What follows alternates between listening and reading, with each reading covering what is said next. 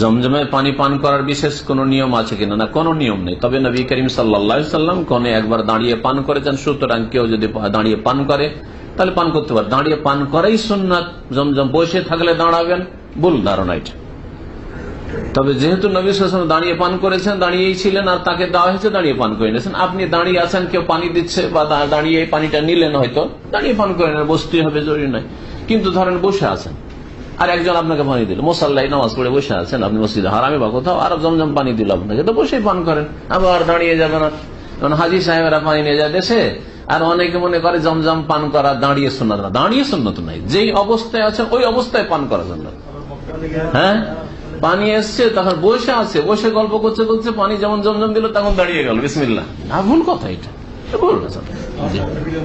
হ্যাঁ, জমজম পানি পান করার সময় দোয়া করা, দোয়া করলে দোয়া কবুল হয়, এই মর্মে একটি বিশেষ দোয়াও রয়েছে। আর ওই দোয়া জরুরি নয়, আপনার প্রয়োজনে অন্য দোয়ার প্রয়োজন বেশি রয়েছে, যে কোনো দোয়া করতে পারেন।